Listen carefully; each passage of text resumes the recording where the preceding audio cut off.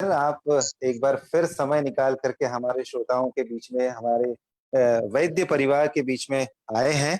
और मैं चाहता हूं कि आगे की तंत्र युक्ति जो रह गई हैं उन्हें आप विस्तार से समझाइएगा। जहां जहां इंटरेक्शन की बात होगी अपन उस पर चर्चा करेंगे। आप कंटिन्यू कीजिएगा sir. Sure, sure. Thank you, sir, and good evening to all of you. Okay, शायद शेयरिंग ऑप्शन एक्टिवेट करना होगा। I'm not able to share. Ji Yes, okay.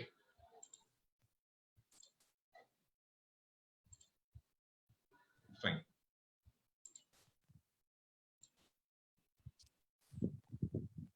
So once again, good evening all of you. कल हमने जो topic शुरू किया था, that is understanding and application of तंत्र युक्ति। उसमें से डेफिनेशन ऑफ तंत्र युक्ति, इंपॉर्टेंस ऑफ तंत्र युक्ति, टाइप्स और टोटल 36 तंत्र युक्तियों में से जो ऑलमोस्ट 16 तंत्र युक्तियां थी, that we have finished. Now we will continue from our next तंत्र युक्ति, दैट इज अनेकांत। कल की जो आखिरी तंत्र युक्ति हमने देखी थी, दैट वाज एकांत तंत्र युक्ति। So today we'll start with this अनेकांत तंत्र युक्ति। So अनेकांत तंत्र युक्ति का मतलब होता है जहां पर मल्टीपल ऑप्शंस। इसके पहले वाली जो तंत्र युक्ति थी जिसमें एक ही ऑप्शन था, that was final diagnosis, final treatment protocol, की जिसमें आपके पास दूसरे ऑप्शन नहीं है। बट अगर हम चक्रपाणी की जो डेफिनेशन देखते हैं कि अनेकांतो नाम अन्यतर पक्षान अवधारणम, कि दूसरा जो पक्ष है उसको भी सामने रखा जा रहा है और उसको भी कंसिडरेशन में लिया जा रहा है। तो यहाँ पर जो एग्जाम्पल हमें दिया गया है, ये बेसिकली चरक संहिता सूत्रसान 10वें चैप्टर से है, महाचतुष्पाद अध्याय, कि जहां पर in the beginning of the chapter ये डिस्कशन हो रहा है कि what is the role of medicine. तो यहाँ पर एक ओपिनियन आता है कि केवलात भेषजात ऋते म्रियन्ते, मतलब कई बार ऐसा देखने को मिलता है कि बिना मेडिसिन के बहुत सारे जो पेशेंट्स होते हैं उनकी डेथ होती है, बट इमीडिएटली उसके बाद और एक सेंटेंस आता है कि नचते सर्व एव भेषज उपपन्नः समुत्थिष्टेरन्, मतलब ऐसा भी नहीं है कि मेडिसिन देने के बाद सभी पेशेंट्स को हम सर्वाइव कर पाते हैं।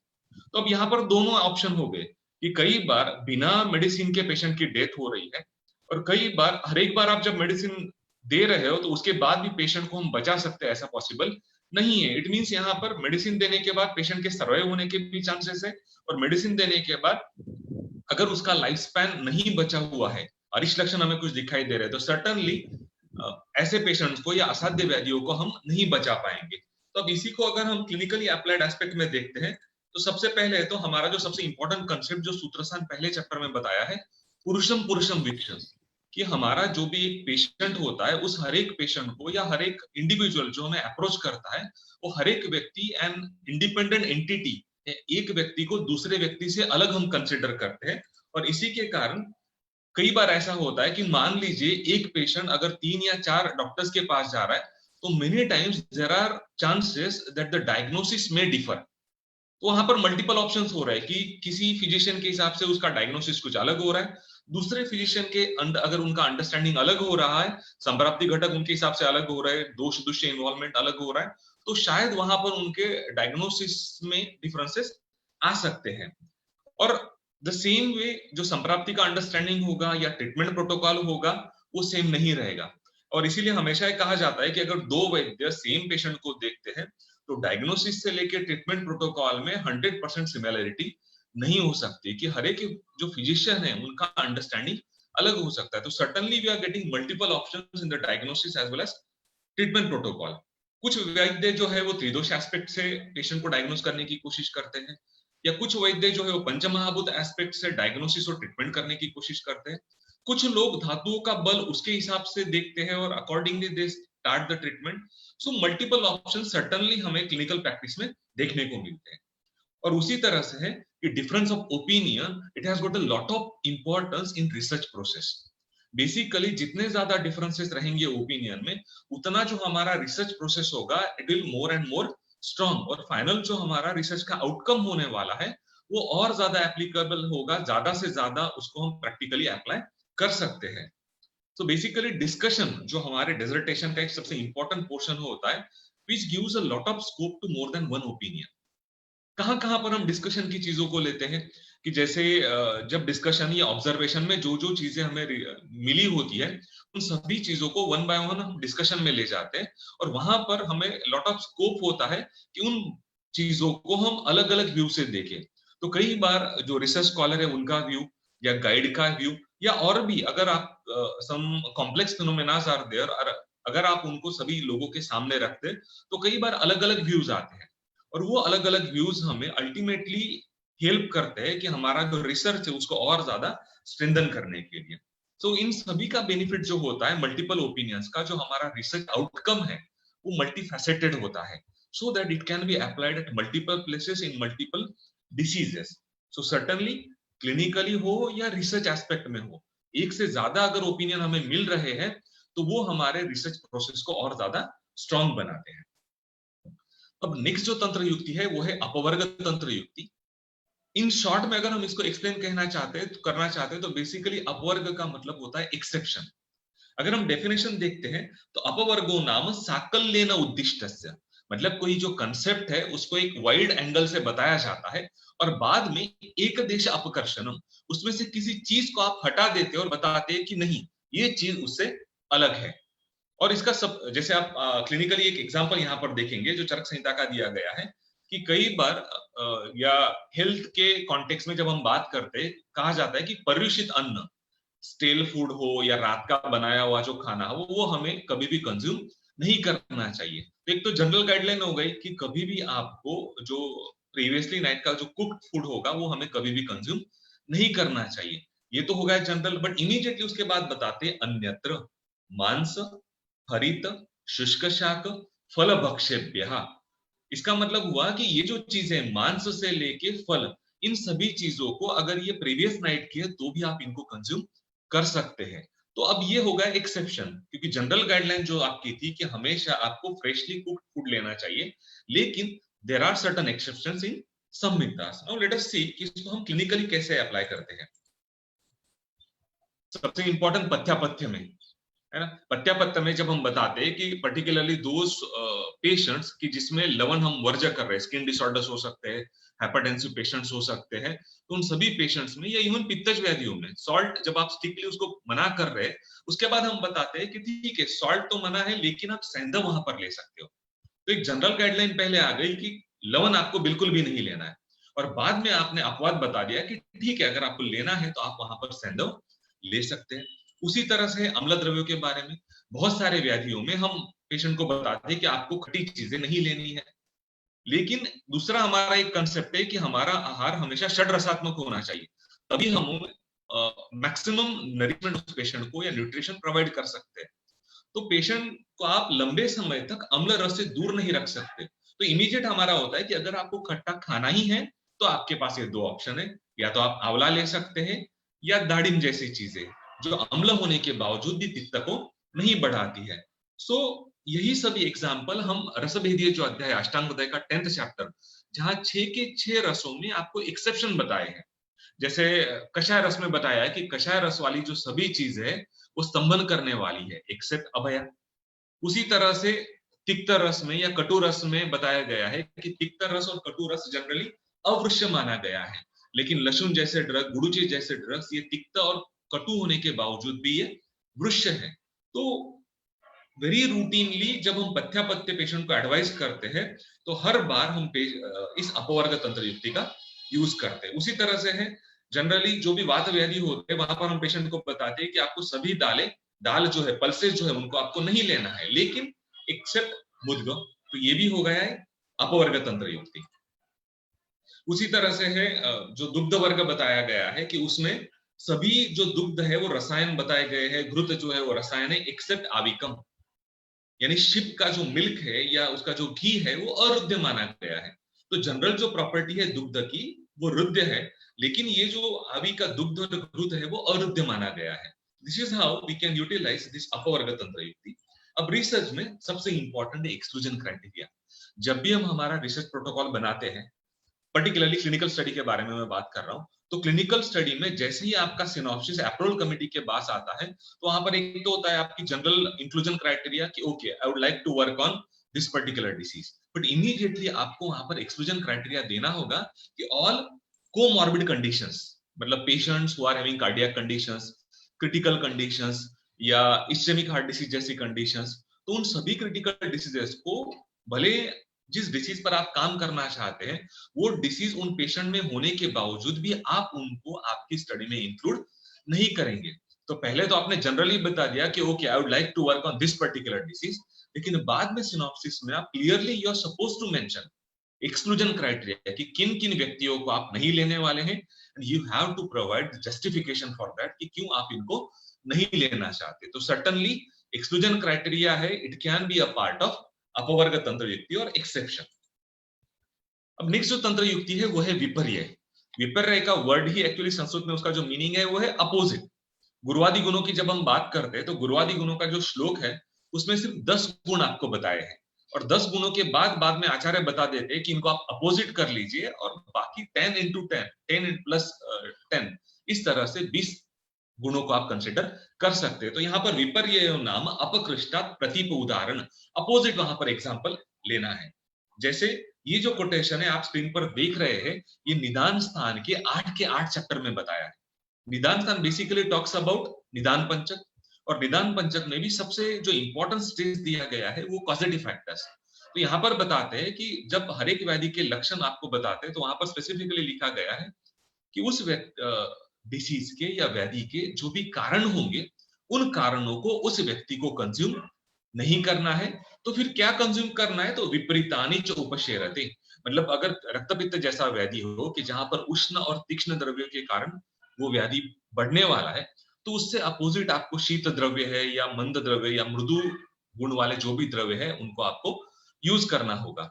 तो इस तरह से विपर्य का हम जो शास्त्रोक्त एग्जाम्पल है वो बताया गया है। अब क्लिनिकली लेट अस सी, सबसे इंपॉर्टेंट हमारा ट्रीटमेंट प्रिंसिपल।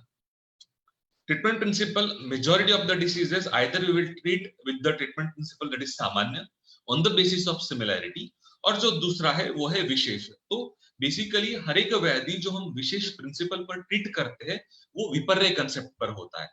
तो उस व्याधि में जिन दोषों का इन्वॉल्वमेंट है या जिन पंच महाभूतों का एग्रवेशन हमें देखने को मिल रहा है, एग्जैक्टली उसके अपोजिट आपको द्रव्य चूज करने होंगे। जैसे अष्टांग हृदय फर्स्ट चैप्टर में बताया कि तत्राद्या मारुतम ग्रंथि, मधुर अम्ल लवण जो रस है वो वात को कम करते हैं, कषाय तिक्त मधुरा पित्तम, बाकी जो 3 रस है तिक्त कटु कषाय वो कफ को कम करते हैं। तो जो अपोजिट रस है उनका हम यूज करते हैं। तो ये कंसेप्ट जो है बेसिकली अपोजिट चीजों का या अपोजिट एंटिटीज का, वो हम हेल्दी लोगों के लिए भी यूज करते हैं एज वेल एज पेशेंट्स में भी यूज करते हैं।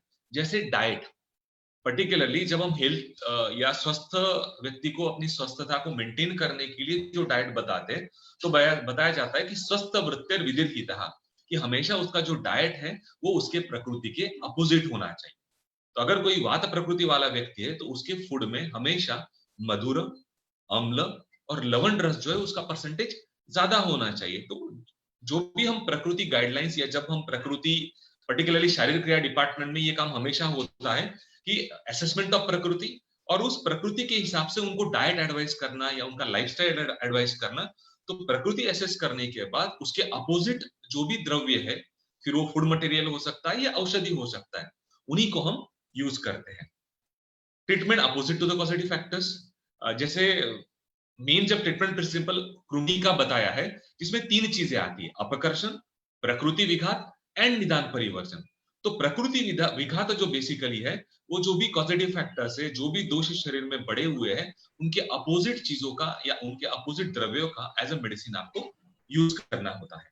रिसर्च में भी इस कंसेप्ट को एज इट इज हम यूज करते हैं प्रोटोकॉल फाइनल करते वक्त। जब भी कोई रिसर्च स्कॉलर हो या क्लिनिशियन एक रिसर्च प्रोटोकॉल बनाता है तो उसका जो ट्रायल ड्रग होता है, that trial drug is always selected on the basis of विशेष प्रिंसिपल। अगर आप चाहते हैं कि certain factors which are increase in that particular disease, तो उन फैक्टर्स को कम करने के लिए आपको हमेशा अपोजिट जो भी ट्रायल ड्रग होगा वही आपको सिलेक्ट करना होगा। तो अब ट्रायल ड्रग जो अपोजिट है वो हमेशा हम गुणों के हिसाब से चूज करते हैं। जैसे तत्र रुक्षो लघु शीतः, ये जो वात की प्रॉपर्टीज बताई है, सो अगर हम वात व्याधि को डील कर रहे हैं तो इन गुणों के अपोजिट द्रव्य गुणों वाला कोई ना कोई द्रव्य हमें सिलेक्ट करना होगा एज अ ट्रायल ड्रग। तो इस विपर्य को हम as it is can be applied in research as well as clinical aspect. Next जो तंत्र युक्ति यहाँ पर आज हम देखने वाले वो है पूर्व पक्ष। अब पूर्व पक्ष को अगर इन शॉर्ट या नटशेल में बताया जाए तो basically it is an objection. Objection मतलब पहले एक स्टेटमेंट दिया गया और उस स्टेटमेंट को कॉन्ट्रडिक्ट करते हुए या उसको उस पर ऑब्जेक्शन आ सकता है, ऐसा कोई सेंटेंस बाद में दिया जा रहा है। इसीलिए अगर आप डेफिनेशन देखेंगे, पूर्व पक्षो नाम प्रतिज्ञात अर्थ संदूषकम वाक्य। प्रतिज्ञात अर्थ मतलब एक कंसेप्ट पहले बता दिया गया और बाद में उसी कंसेप्ट पर ऑब्जेक्शन आ जाए, ऐसा कोई दूषित वाक्य बताया जा रहा है। इसका सबसे अच्छा एग्जांपल जो दिया जाता है वो है मत्स्यान्न पैसा अव्यवहारे। हम सब जानते हैं कि जो मत्स्य है, चरक संहिता के सूत्रसंहिता 26 चैप्टर में जहां पर विरुद्ध आहार का कंसेप्ट है, वहां पर ये एग्जांपल आता है कि मत्स्यान्न न पैसा अव्यवहारे। पहले एक जनरल गाइडलाइन बता दिया कि किसी भी मत्स्य को दूध के साथ आपको कभी भी कंज्यूम नहीं करना चाहिए। ये तो हुआ जनरल स्टेटमेंट, बट इमीडिएटली उसके बाद और एक गाइडलाइन आता है कि सर्वान एवं मत्स्यान न पैसा अव्यवहारेत अन्यत्र चिलिसिमात। मतलब सिर्फ चिलिचिम नाम का जो फिश है उसी को आपको मिल्क के साथ नहीं लेना है, बाकी सभी जो फिश है उसको आप मिल्क के साथ ले सकते हैं। तो जब हम बता रहे हैं पहले कि हर एक जो फिश है वो मिल्क के साथ नहीं लेना चाहिए और बाद में दोबारा हम बता रहे हैं कि नहीं, सिर्फ चिलिचिम जो मत्स्य है वही आपको नहीं लेना चाहिए, तो पहला जो हमारा कंसेप्ट है उस पर ऑब्जेक्शन आता है। Now let us see how this concept needs to be applied in clinical practice. History of a patient is discuss with objections. जब भी हम पेशेंट की हिस्ट्री लेते हैं या उसका जब हमें डायग्नोसिस करना होता है या जब हमें उसका ट्रीटमेंट प्रोटोकॉल करना होता है, मान लीजिए कोई जैसे वेरी कॉमन क्लिनिकल कंडीशंस है, उसमें तो straight forward treatment protocol decide कर दिया जाता है, उसमें हमें ज्यादा समय नहीं लगता। लेकिन ऐसी कोई कंडीशंस जो कॉम्प्लेक्स है, जहां पर फिजिशियन को ऐसा लग रहा है कि मुझे और 3 या 4 क्लिनिशियंस का ओपिनियन लेना चाहिए, तो जब आप 3 या 4 क्लिनिशियंस को वो केस प्रेजेंट करते हो, तो केस प्रेजेंट करने के बाद there can be multiple objections for your views. जिस तरह से आपने उस केस को समझा है उस पर ऑब्जेक्शन आ सकते हैं। तो आपका संप्राप्ति का समझना, आपका डायग्नोसिस का जो प्रोसेस है या आपका जो ट्रीटमेंट प्रोटोकॉल है उस पर ऑब्जेक्शन आएंगे। Every clinician will put fourth their views और अल्टीमेटली जो भी संदाय संभाषा होगी उसके बाद एक कॉमन प्रोटोकॉल बनाया जाता है दैट कैन बी यूटिलाइज। तो यहाँ पर जितने भी ऑब्जेक्शंस लिए जा रहे हैं उस कॉम्प्लेक्स क्लिनिकल कंडीशन में, वो हमें हेल्प करते हैं to reach up to the proper diagnosis and to decide a particular treatment protocol of that particular disease. Research में भी उसी तरह से है। जो रिसर्च है बेसिकली उसकी शुरुआती ऑब्जेक्शन से होती है, क्योंकि हम रिसर्च के लिए ऐसा टॉपिक हमेशा चूज करते हैं जिसको जो हम प्रीवियसली एक्सेप्टेड जो थियरीज होती है उसको चैलेंज करता है। So to challenge a particular theory, it is nothing but to put an objection to that particular theory. तो जितने ज्यादा ऑब्जेक्शन आएंगे उतना जो हम रिसर्च प्रोटोकॉल बनाने वाले हैं उसमें हमें अच्छी तरह से हेल्प मिलता है, सो दैट जो आपका रिसर्च प्रोटोकॉल होगा वो अच्छी तरह से बने और जो आपका रिसर्च प्रोसेस होगा उसमें कम से कम लूप होल रहेंगे। सो जितने ज्यादा ऑब्जेक्शन होंगे उतना आपका रिसर्च जो है वो लूप होल्स या गलतियां उसमें कम से कम हो सकती है। So certainly objection is a very good thing to correct our own mistakes. अब नेक्स्ट जो तंत्र युक्ति है वो है विधान तंत्र युक्ति। अब इस विधान तंत्र युक्ति के बेसिकली 2 मीनिंग चक्रपाणी ने ही बताए। एक खुद उनका अपना ओपिनियन है और बाद में वो और एक ओपिनियन किसी दूसरी जगह से लेके बताया जा रहा है। बेसिकली सुष्ठु संहिता का ओपिनियन है। तो पहले तो है विधानम नाम, विधानम नाम सूत्रकारस्य विधाय वर्णयति। मतलब सूत्रकार ने एक जो नियम बताया है उस तरह से उसको फॉलो किया जा रहा है। और एक एग्जांपल यहाँ पर थ्योरेटिकल एग्जांपल दिया जा रहा है कि मलायनानि बाध्यन्ते दुष्टर मात्राधिकर्मलैः। मतलब जो भी मलायन है उनमें जो मात्रा अधिक मल है उनके कारण दुष्टि होती है। और एक वर्ड उसमें जोड़ दिया दुष्टैः। सो दुष्ट मलों के कारण और अधिक मलों के कारण मलायनों की दुष्टि होती है। तो कमेंटेटर को यहाँ पर ऐसा लगा कि यहाँ पर कुछ बातें जो है वो छूट गई है, कि सिर्फ मात्रा अधिक मल या दुष्ट जो मल है वही मलायनों को दूषित नहीं करते। और एक चीज है, इसीलिए उन्होंने बाद में ऐड किया कि दुष्टि शब्देन मलानाम हीनत्वम। मतलब सिर्फ अधिक मल नहीं, मलों का जो क्षय है वो भी उन मलायनों को दूषित करता है। और उसको जस्टिफाई करने के लिए उन्होंने एक एग्जाम्पल दिया कि मल वृद्धि गुरुतया। मतलब जो भी मलायन है उनकी हेवीनेस के कारण आपको मल वृद्धि का पता चलता है और उन्हीं मलायनों के लघुता के कारण आपको मल संचय का पता चलता है। इवन इससे आगे जाके अष्टांग हृदय में कोटेशन आता है जो बताता है कि मलों की वृद्धि की तो हर एक व्यक्ति को आदत होती है, लेकिन मलों का जो क्षय है उनकी हमें आदत नहीं होती है, और इसीलिए मलों का जो क्षय है वो ज्यादा पीड़ा देने वाला होता है। इसीलिए we should be extra cautious in the treatment when we are dealing with मलक्षय। तो दिस इज हाउ विधान तंत्र युक्ति का यूज चक्रपाणी ने किया, और उन्होंने ये बताया कि ये जो कंसेप्ट है मात्रा अधिक मल, ये इनसफिशिएंट है, और यहाँ पर आपको जो मलक्षय है वो भी ऐड करना चाहिए, तभी क्लिनिकली साउंड एक एग्जाम्पल आप दे पाएंगे। ये तो हुआ फर्स्ट व्यू जो चक्रपाणी ने रखा है। दूसरा व्यू जो उन्होंने यहाँ पर रखा केचित्तु।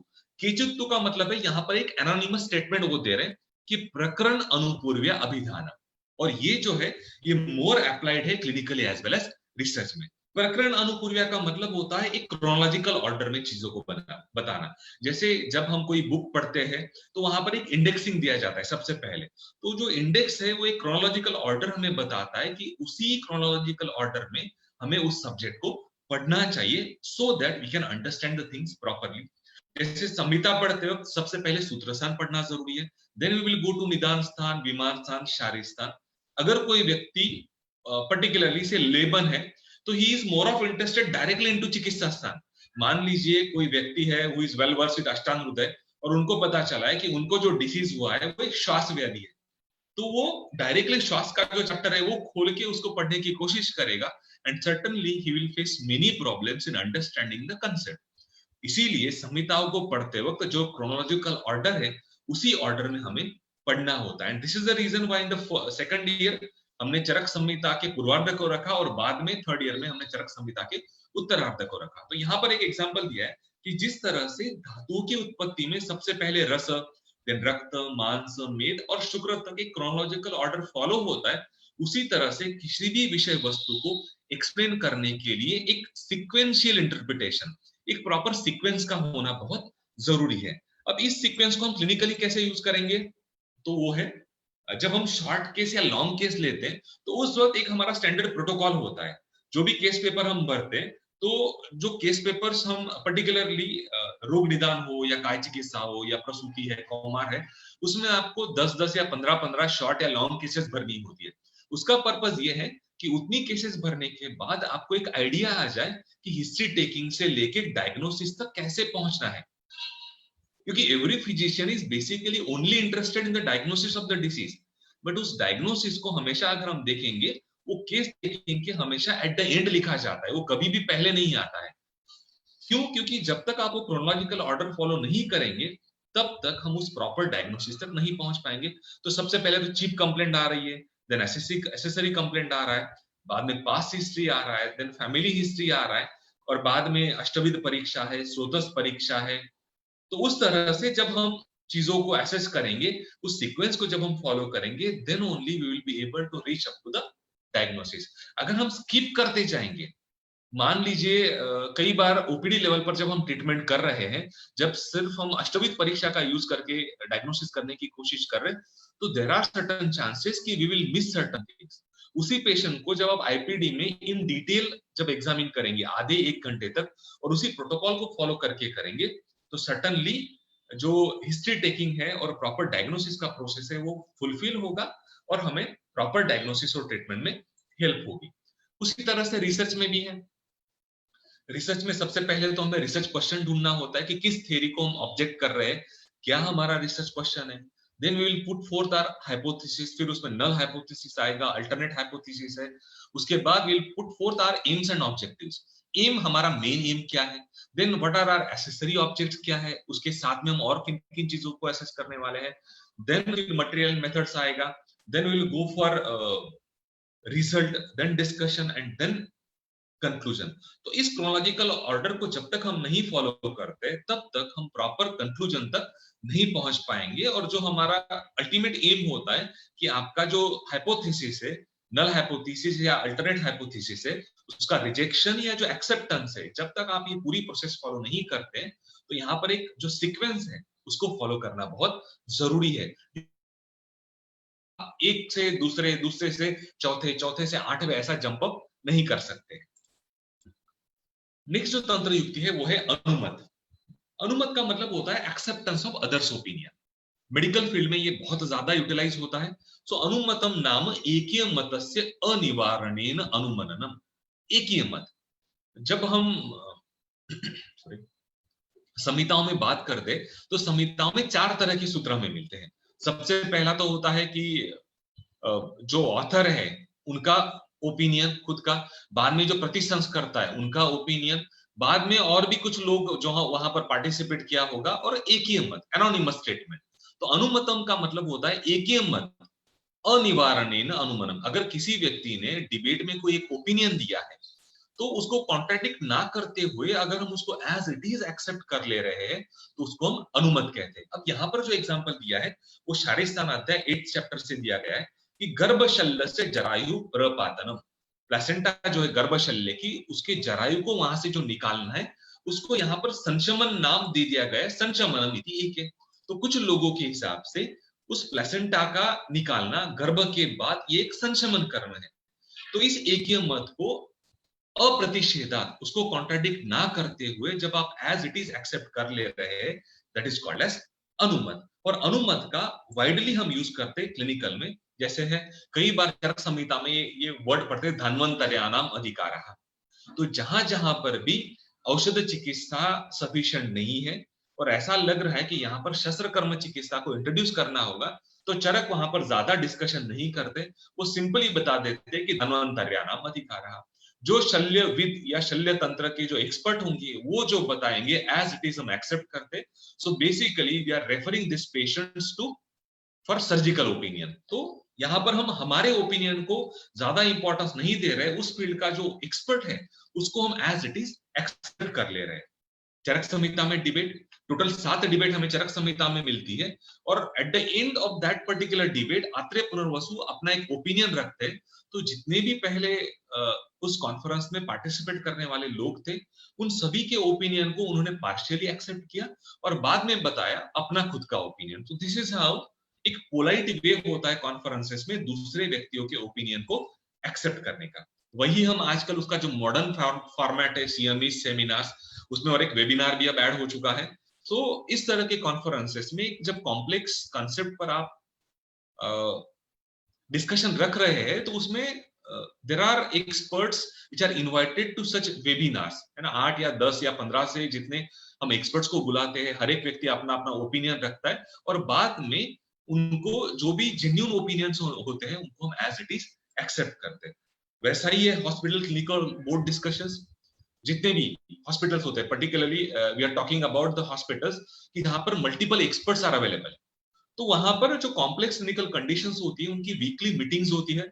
उन वीकली मीटिंग्स में every clinician has to discuss the complex condition. जहां पर उनको ऐसा लग रहा है कि उनको डाउट है, then he will share the clinical case of that particular patient with all the experts, और बाद में जो एक्सपर्ट है वो अपने अपने व्यूज वहां पर रखेंगे, so that entire process helps for the proper diagnosis and the treatment of that particular patient।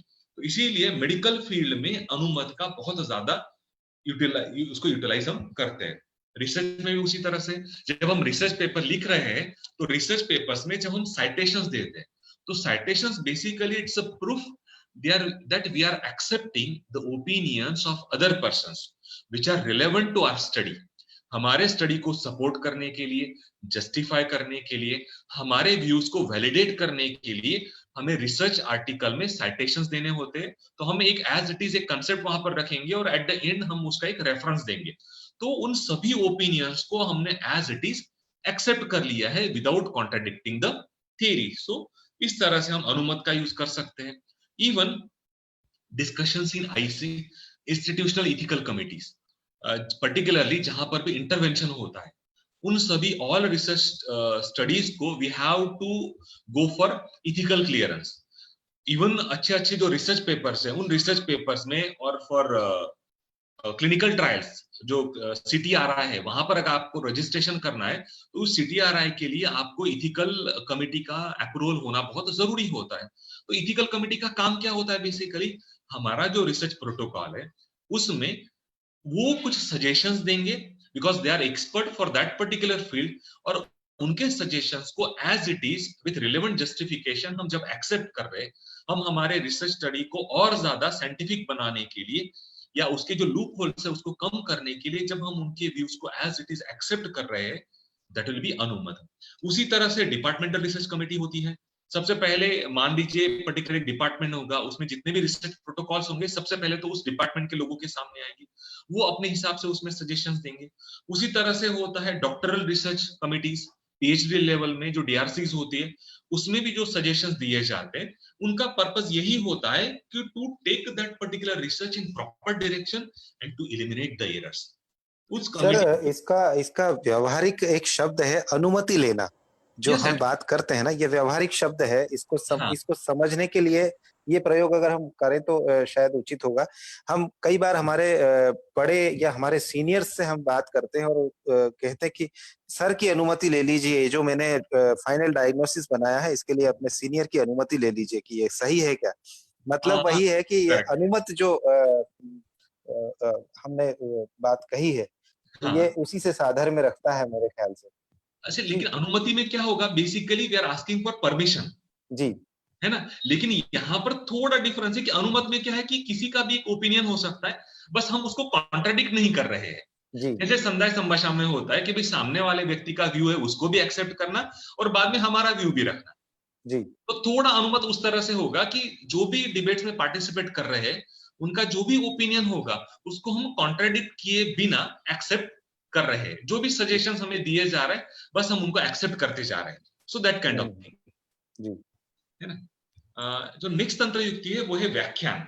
व्याख्यान एक्चुअली हिंदी में काफी यूज होता है वर्ड। व्याख्यान हम जनरली लेक्चर के लिए यूज होते हैं, तो लेक्चर के लिए यूज करते हैं। तो व्याख्यान है क्या, basically it is about elaboration of the concepts which can be understood easily by masses. मतलब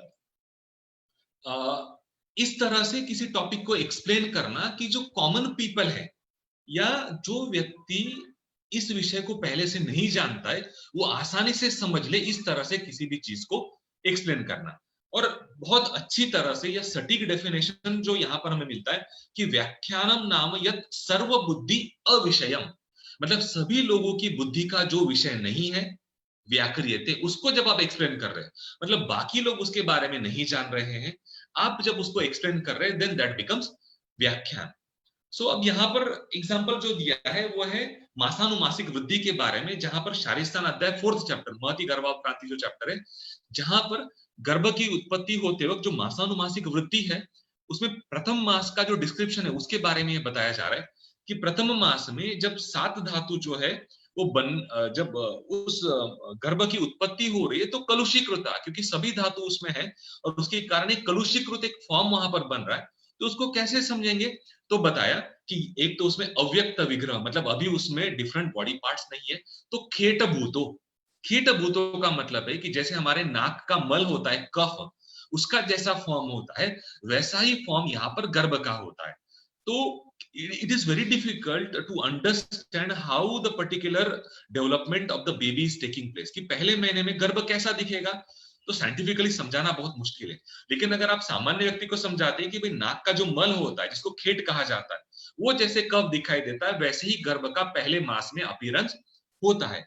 तो कॉमन मासेस को समझ में आए उस तरह से जब हम एक्सप्लेन कर रहे हैं दैट बिकम्स व्याख्यान। और ये भी हम वाइडली यूज करते हैं हमारी प्रैक्टिस में, जैसे explanation of the disease in simple words instead of complex medical terms. जो भी पेशेंट हमारे पास आ रहा है, और इसीलिए शायद जब हम पेशेंट की जब हम केस पेपर लिखते हैं ना तो उसके ऊपर एक कॉलम होता है वहां पर एजुकेशन ऑफ द पेशेंट, कि उस व्यक्ति का कितना पढ़ा लिखा है, तो उससे आपको पता चलता है कि इस व्यक्ति का अंडरस्टैंडिंग कैसा है। तो उसके हिसाब से आप उसको उसका जो डिसीज है वो एक्सप्लेन कर सकते हैं। तो क्योंकि जो डिसीज है ये बेसिकली एक मेडिकल टर्मिनोलॉजी है, और जब आप एक कॉमन मैन को उसको समझाने वाले तो उसको मेडिकल फील्ड का बिल्कुल भी नॉलेज नहीं है, तो अगर मैं साइंटिफिक टर्म यूज करूंगा और उसको डिसीज बड़ी बड़ी अगर साइंटिफिक टर्म यूज करके डिसीज को समझाने की कोशिश करूंगा तो वो या तो समझ नहीं पाएगा या डर जाएगा। इसीलिए मैंने आज तक देखा है कि जितना बड़ा एक्सपर्ट होता है, सुपर स्पेशलिस्ट होते हैं, वो एकदम ग्राउंड लेवल पे जाके डिसीज को समझाने की कोशिश करते हैं। तो कई बार हमें ऐसा लगता है कि in a very simple language they explain their disease, और इसका बेनिफिट ये होता है कि they can easily reach up to that particular patient. तो उस पेशेंट के लेवल तक जाके आपको उसके डिसीज को समझाना होगा, क्योंकि उसके बुद्धि का ये विषय नहीं है। उसी तरह से ये और एक कॉमन चीज होता है bad prognosis in simple word.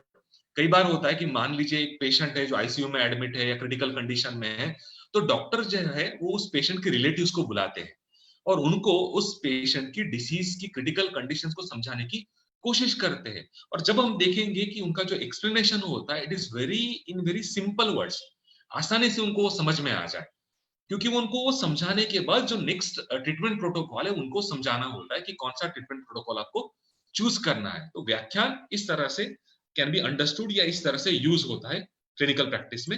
Research भी उसी तरह से है। कल भी मैं एक तंत्र युक्ति में बात कर रहा था कि ट्राइलिंगुअल कंसेंट, जब भी हम कंसेंट लेते हैं तो वो 3 लैंग्वेज में होती है, पहले इंग्लिश में है, बाद में हिंदी में है और तीसरा है रीजनल लैंग्वेज में। सो इथिकल कमिटी में ये इंसिस्ट किया जाता है कि आप हमेशा मिनिमम 3 लैंग्वेजेस को रखो, बिकॉज यू डोंट नो कि आपका जो रिसर्च पार्टिसिपेंट है उसका एजुकेशन कहाँ है, वो किस स्टेट को बिलोंग करने वाला है। तो जितना रीजनल लैंग्वेज में आप जाएंगे उतना उस रिसर्च को हम आसानी से कंसेंट या वो जो पेशेंट है जो उसका पार्टिसिपेंट होने वाला है इस रिसर्च स्टडी का, वो आसानी से इसको समझ सकता है। और एक चीज होती है जिस पर हमें जो रिसर्च पार्टिसिपेंट है उसका साइन लेना होता है, वो है पेशेंट इंफॉर्मेशन शीट। अब क्या है पेशेंट इंफॉर्मेशन शीट? बेसिकली तो जो भी हम रिसर्च करने वाले हैं उसके बॉडी पर जो भी हम एक्सपेरिमेंट करने वाले हैं, उस एक्सपेरिमेंट के जो भी एडवांटेजेस है या डिसएडवांटेजेस है या कुछ कॉम्प्लिकेशन हो सकते हैं, उस हर एक चीज को हमें वहां पर लिखना होगा। कितने दिनों तक वो रिसर्च स्टडी होगा। और एक चीज उसमें जुड़ती है, वो है एसेंट एंड कंसेंट का पार्ट। तो ये सभी चीजें हमें सिंपल वर्ड में या रीजनल लैंग्वेज में उस पेशेंट इंफॉर्मेशन शीट में लिखनी होती है। इसका प्रिंट आउट हमें पेशेंट को देना पड़ता है, पेशेंट ये खुद पढ़ता है और बाद में वो सिग्नेचर करके हमें वापस करता है कि ही हैज अंडरस्टूड कि वो एक रिसर्च स्टडी में पार्टिसिपेट कर रहा है, कि उस पर एक एक्सपेरिमेंट होने जा रहा है and he is willingly participate into that particular experiment and it is very much mandatory. बिना कंसेंट के किसी भी पेशेंट को हम हमारे रिसर्च स्टडी में एनरोल नहीं कर सकते। तो इसीलिए इस रिसर्च स्टडी को एक सिंपल लैंग्वेज में हम पेशेंट इंफॉर्मेशन शीट में बनाते हैं। उसी तरह से एसेंट एंड कंसेंट, अगर 18 इयर्स ऑफ एज या उससे ज्यादा पेशेंट का एज है तो खुद कंसेंट दे सकता है, लेकिन अगर उससे कम एज है, 18 इयर्स है, तो हमें एसेंट लेना होगा। Assent as well as consent दोनों वहां पर जरूरी है।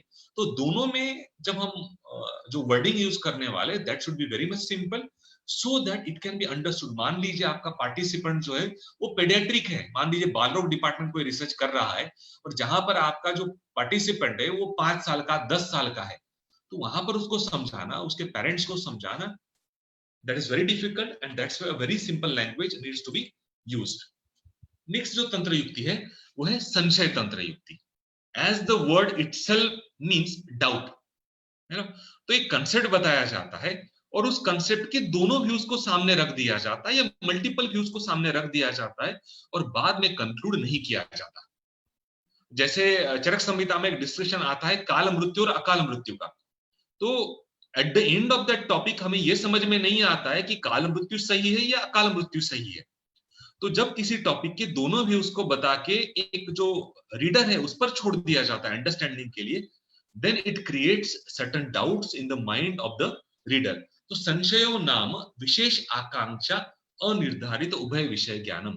तो किसी भी विषय के मल्टीपल एस्पेक्ट्स या फैसेट्स को बताना और बाद में अनिर्धारण, उसका कोई कंक्लूडिंग स्टेटमेंट नहीं देना कि इसमें से क्या सही है क्या गलत है। जैसे ये सूत्रस्थान 11th चैप्टर में जो है वो कि उत्पत्ति कैसे हो रही है, तो यहां पर बताया कि माता पिता स्वभाव परनिर्माण यदृच्छा, इन सभी कारणों के, ये सभी जो कारण है ये किसी भी ह्यूमन बीइंग के उत्पत्ति में कारण है। तो यहाँ पर अभी डाउट होता है कि इसमें से कौन सा कारण सही है, या सिर्फ माता है या पिता है या स्वभाव है। तो इस तरह का जब टॉपिक बताया जाता है तो that creates doubts and that is संशय। और कई बार ये जो संशय है basically it increases the inquisitiveness of the audience also. Routine जब हम मेडिकल स्टूडेंट्स को पढ़ाते तो कई बार हम एक क्वेश्चन सामने रखते हैं ऑडियंस के सामने और बाद में जो ऑडियंस है वो दो ग्रुप में डिवाइड हो जाते हैं। Some persons will be in the favour, some persons will be in the oppose and then they start debating the things और बाद में साइमल्टेनियसली दे स्टार्ट अंडरस्टैंडिंग। और उनका जो डाउट है वो अपने आप क्लियर होता जाता है। सो जैसे क्लिनिकली हम देखेंगे कि doubts are raise in the process of diagnosis and treatment. जो मैं बता रहा था कि क्लिनिकल बोर्ड्स का जो डिस्कशन होता है उसमें जो प्रॉपर डायग्नोसिस तक वो पहुंचते हैं उसके पहले देयर आर मल्टीपल डाउट्स। उन मल्टीपल डाउट्स को वन बाय वन वो क्लियर करते हैं और बाद में they can reach up to the proper diagnosis. जैसे डायग्नोसिस के पहले it is very much mandatory that we need to go for व्याधि विनिश्चय, और वो है डिफरेंशियल डायग्नोसिस। तो जो क्लिनिकल कंडीशन हम देख रहे हैं वैसे ही क्लिनिकल कंडीशन बहुत सारे डिसीजेस में देखने को मिल सकती है। तो मान लीजिए वो क्लिनिकल कंडीशन अगर 10 व्याधियों में देखने को मिल रही है तो it is not possible that the person is suffering from the 10 diseases. तो वहां पर होगा कि उन 10 में से अभी हमें एक ही डायग्नोसिस करना है।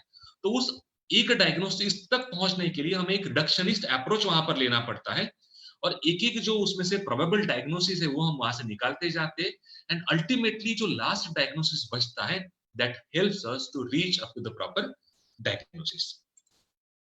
हाँ, और एक अनुमान परीक्षा जो विमानस्थान 4th चैप्टर है जहां पर अनुमान परीक्षा का क्लिनिकल एग्जांपल्स आपको बताए, वहां पर एक कोटेशन आता है कि गूढ़लिंग व्याधि उपशय अनुक्षेपम परीक्षित। व्हाट इज गूढ़लिंग व्याधि? गूढ़लिंग व्याधि एक ऐसा व्याधि है जो आसानी से हमें समझ में नहीं आ रहा है। So it means we have doubts कि इस व्यक्ति का या इस पेशेंट का क्या डायग्नोसिस है, इसमें हमें डाउट है।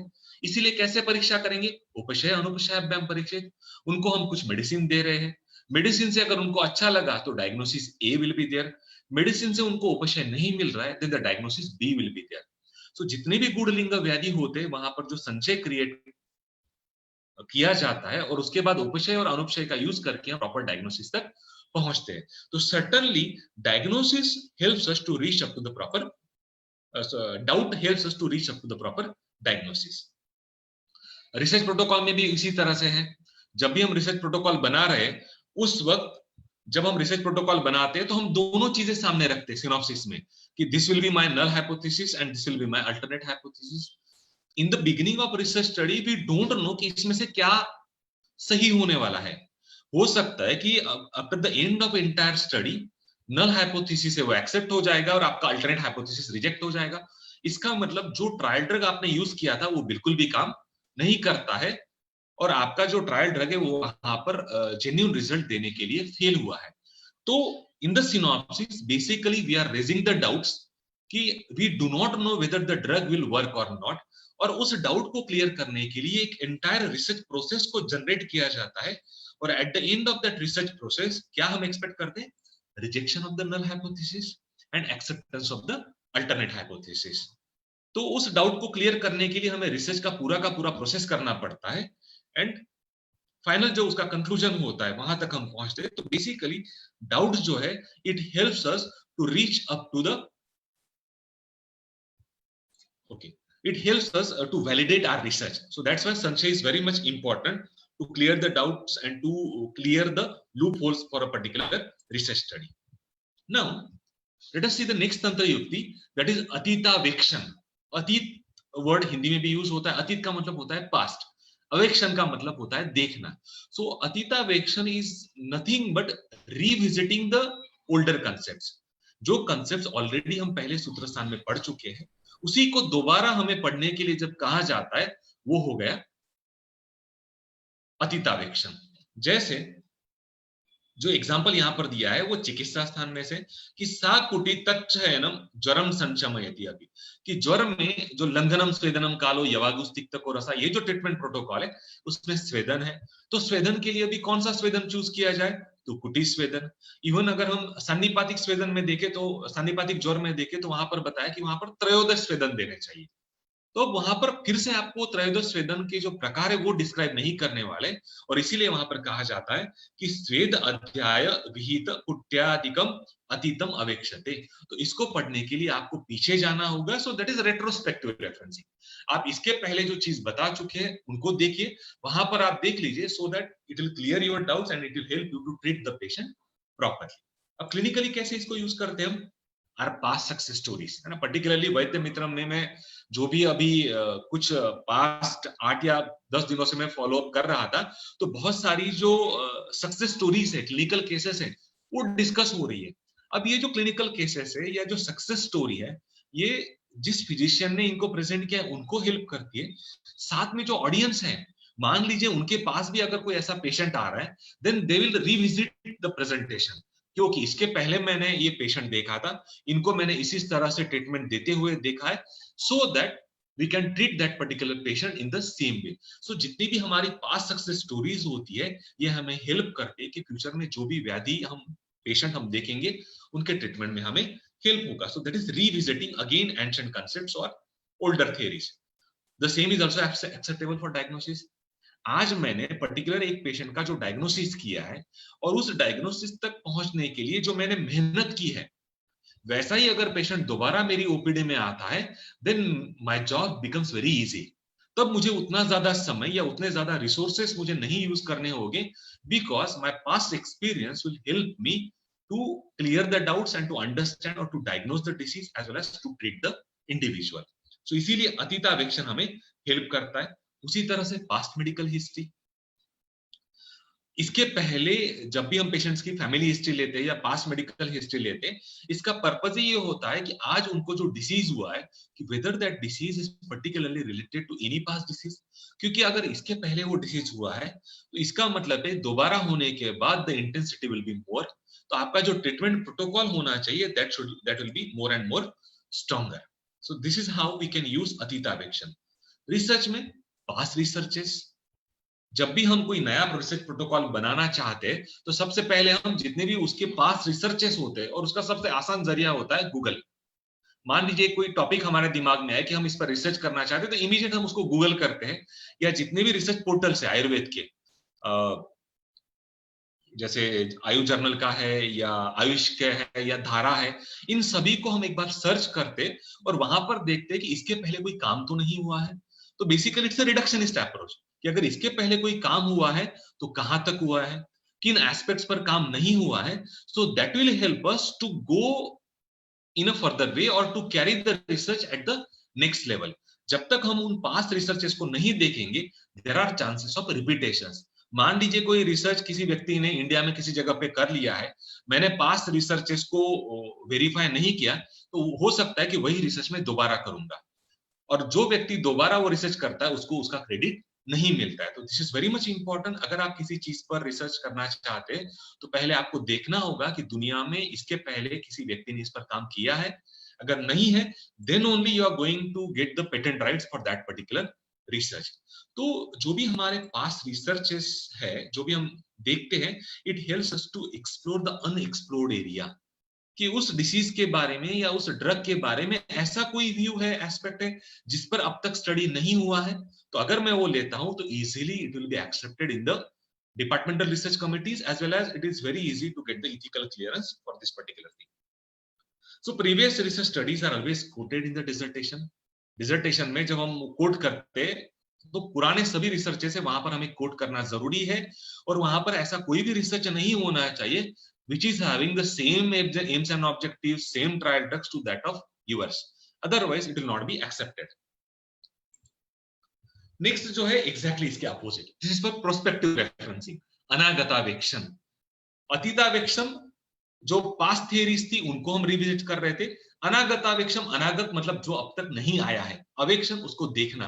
तो जो कंसेप्ट जो अब तक हमने नहीं पढ़ा है, जो हमें फ्यूचर में पढ़ना है, उसके बारे में एक सिर्फ टाइटल देके छोड़ दिया जाता है कि इसको हम बाद में पढ़ेंगे। जैसे फॉर एग्जांपल, अनागतावेक्षणम नाम यद अनागतम विधिम प्रमाणीकृत्य अर्थ साधनम। जैसे यहाँ पर एक एग्जांपल दिया गया, तिक्त सर्पिशः इत्यादि अनागत अवेक्षणेन उच्यते।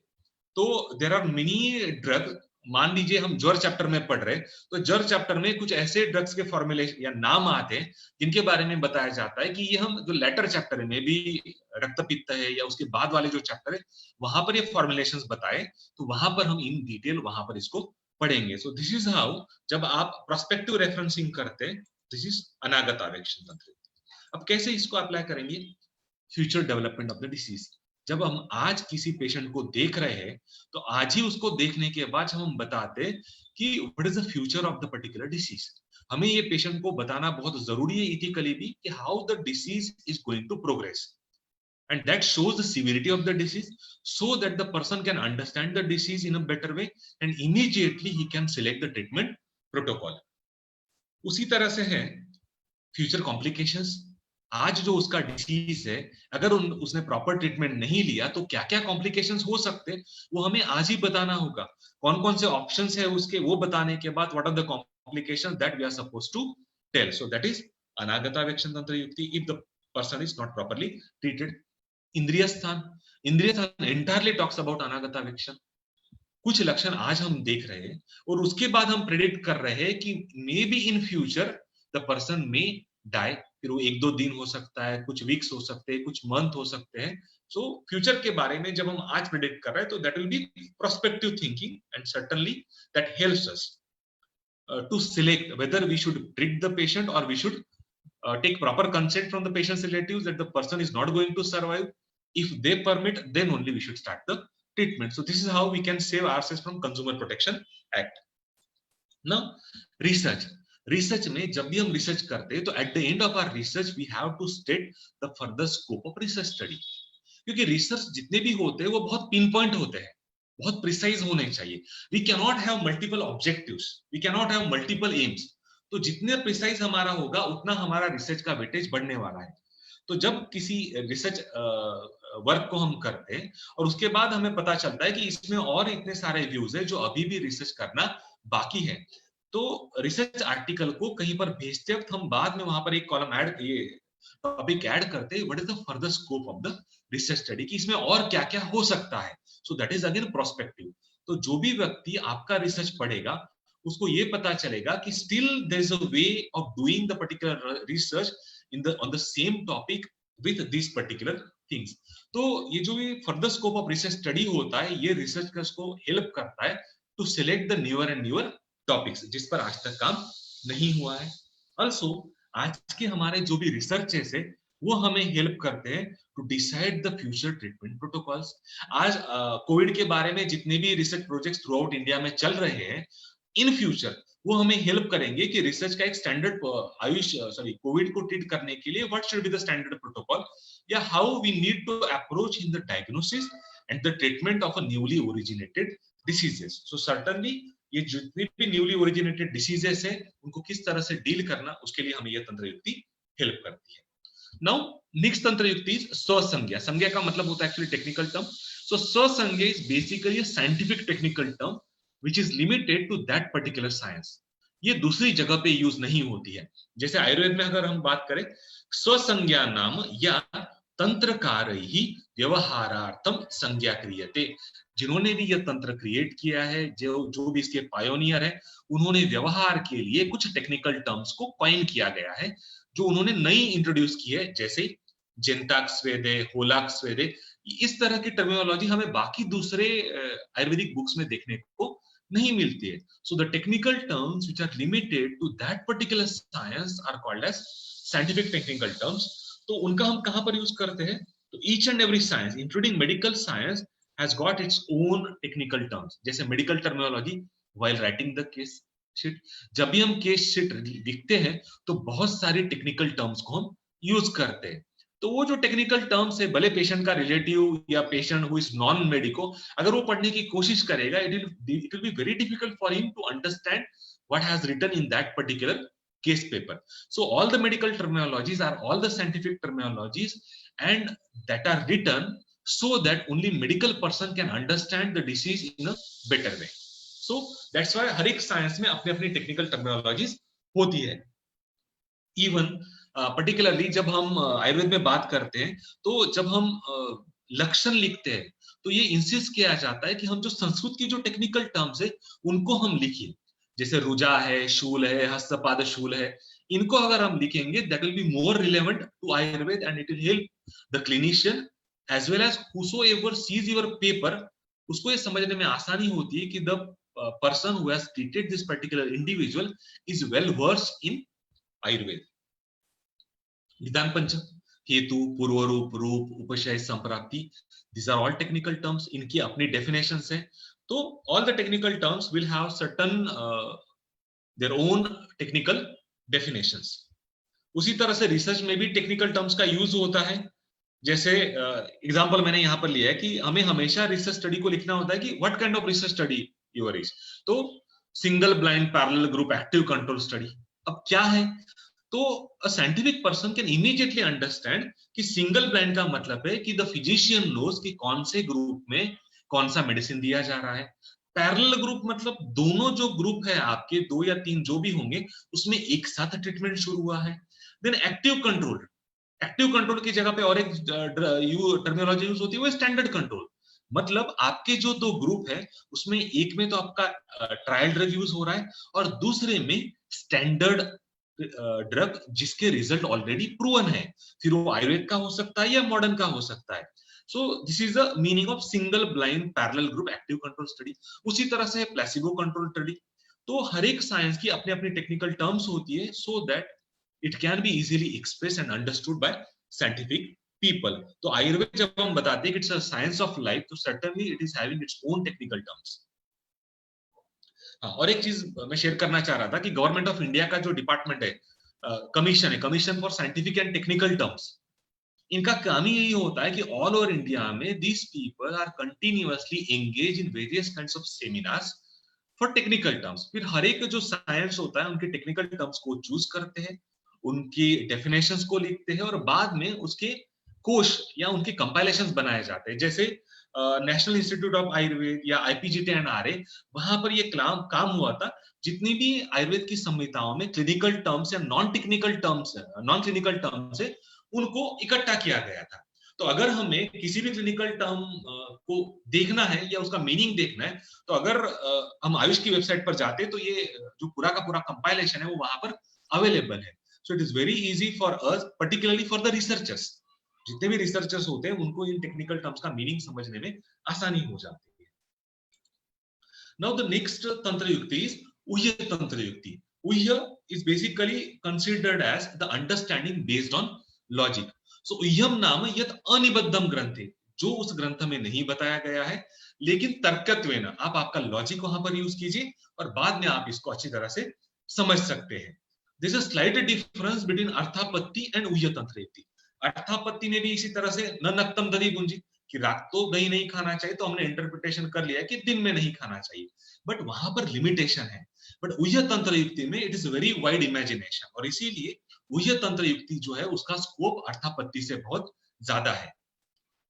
जैसे एक कोटेशन यहाँ पर तो दिया है कि द्रव्यम अयोगिकम मन्येत तत् अपकर्षित। जैसे जितने भी शास्त्र में फॉर्मुलेशंस बताए गए हैं, तो उन फॉर्मुलेशन, मान लीजिए किसी एक फॉर्मुलेशन में 25 से 28 ड्रग है, और पेशेंट को एग्जामिन करने के बाद वैद्य को अगर ऐसा लगता है कि इन 28 में से 2 या 3 ड्रग मेरे पेशेंट के लिए अच्छे नहीं है, तो उनको यहाँ पर लिबर्टी दे दी कि उन या 2 या 3 ड्रग को आप इसमें से निकाल सकते हैं। तो द्रव्यम अयोगिकम मन्येत, when the physician feels that these 2 or 3 drugs are not suitable for my patient, certainly he has got the liberty कि उसी फॉर्मुलेशन को उसी नाम के साथ लेकिन 2 या 3 ड्रग रिमूव करके वो बना सकता है। और इसका एक एग्जांपल देना चाहूंगा, महाकषाय, चरक संहिता सूत्रसन 4 चैप्टर में जो 50 महाकषाय बताए, या जितने भी चरकोक्त और सुश्रुतोक्त गण हैं, उन गणों का आप एज इट इज भी यूज कर सकते हैं, या उनको मॉडिफाई करके, मतलब जो ड्रग उसमें नहीं है वो आप ऐड कर सकते हैं, या जो ड्रग उसमें है आपको लग रहा है कि दे आर नॉट सुटेबल, आप उनको रिमूव कर सकते हैं। So this is the best example for उह्य तंत्र युक्ति। Now let us see clinically हम इसको कैसे यूज करते हैं। बेसिकली अनुमान प्रमाण in the process of diagnosis, तर्क अनुमानम नाम तर्को युक्ति अपेक्षा, सो बिना तर्क के अनुमान प्रमाण नहीं हो सकता। सो जितने भी क्लिनिशियन होते हैं, they can not move a single step without तर्क। तो हमारी डायग्नोसिस की प्रोसेस में उह्य तंत्र युक्ति के बिना जब भी हम अनुमान प्रमाण का यूज कर रहे हैं, बेसिकली वी आर यूजिंग उह्य तंत्र युक्ति। जैसे महाकषाय और औषधि गण मैंने बताया, वैसे ही है हाइपोथेसिस के बारे में, या इंटरप्रिटेशन ऑफ डाटा। जो भी डाटा हमें मिलने वाला है उसका इंटरप्रिटेशन जब आप करने वाले हैं, तो वहां पर आपको एक वाइड एस्पेक्ट मिलता है कि उसके बारे में आप और सोचे कि how the data can be interpretation. So that is basically उह्य तंत्र युक्ति इज बेस्ड ऑन इमेजिनेशन। और एक है डिस्कशन में जो पार्ट सबसे इंपॉर्टेंट होता है, मोड ऑफ एक्शन। आपके ड्रग ने किस तरह से काम किया, वो भी इमेजिनेशन पर बेस्ड है, सो लॉजिक पर बेस्ड है। सो सर्टेनली उह्य तंत्र युक्ति जो है वो दोनों जगह पे यूज करते हैं। नाउ द नेक्स्ट तंत्र युक्ति समुच्चय तंत्र युक्ति। समुच्चय तंत्र युक्ति का मतलब होता है is basically A grouping based on certain criteria. जैसे अगर डेफिनेशन आप देखेंगे तो डेफिनेशन बहुत सिंपल है कि ये भी ये भी ये भी, बस आप चीजों को ऐड करते जाइए किसी ग्रुप में, एंड दैट इज समुच्चय तंत्र। जैसे ये जो कोटेशन आपको यहाँ पर दिया है, ये इंद्रिय स्थान फर्स्ट चैप्टर का है, वर्णस्तर इंद्रिय का है, जहां पर पूरे इंद्रिय स्थान में कौन कौन से टॉपिक्स को डील करने वाले उसका एक ग्रुप बताया गया तीसरे 3 या 4 नंबर के श्लोक में। तो वर्णश्च स्वरश्च च च करके जब आप इन चीजों को ऐड कर रहे हैं, and that is called as समुच्चय। तो क्लिनिकली कैसे यूज करेंगे हम इसको? Group of sign and symptoms. जब भी हम डायग्नोसिस करते, किसी एक साइन या सिम्टम पर हम डायग्नोसिस नहीं करते। पेशेंट में हमें A B C D E जो भी जितने भी आपको लक्षण मिल रहे हैं उन सभी को आपको लिखना पड़ता है, जोड़ना पड़ता है, उन सभी को इकट्ठा करना पड़ता है, then only you will be able to reach to particular diagnosis. जैसे when we talk about evidence based medicine, तो एविडेंस बेस्ड मेडिसिन के लिए you need to collect multiple evidences. तो जितने ज्यादा एविडेंसेस होंगे उतना the authenticity of that medicine increases, and nowadays it is called as the era of evidence based medicine। तो यहाँ पर आप जितने एविडेंसेस कलेक्ट करेंगे दैट विल बी समुच्चय। हाँ, युक्ति प्रमाण। युक्ति का जो डेफिनेशन है कि बुद्धि पश्यति या भावान बहु कारण योगजान, बहुत सारी चीजों को इकट्ठा करना और उसके बाद किसी कंक्लूजन तक पहुंचना, दैट इज युक्ति। तो बहुत सारी चीजों को इकट्ठा करके जोड़ना जो है दैट इज समुच्चय। रिसर्च में भी उसी तरह से लिटरेरी रिव्यू में हम करते हैं, सभी चीजों को इकट्ठा करना, डाटा इंटरप्रिटेशन आफ्टर ग्रुपिंग और स्टैंडर्डाइजेशन ऑफ द ड्रग। जैसे सबसे पहले रिसर्च स्टडी में हमें एक तो हमारा जो ड्रग है उसको स्टैंडर्डाइज करना है, then we have to put it for analytical study अगर है, एनिमल स्टडी है, क्लिनिकल स्टडी है, and at the end we have to compile all of these things and then we will reach up to the discussion and conclusion. So combining all this particular thing is nothing but samucchay, so to reach up to a proper treatment protocol or research. Next जो तंत्र युक्ति है वो है निदर्शन तंत्र युक्ति। Examples which can be understood by low IQ people. ऐसे एग्जाम्पल देना जो कोई मूर्ख व्यक्ति है और जो इंटेलेक्चुअल है, दोनों को भी आसानी से समझ में आ जाए, which is explain in a very simple language.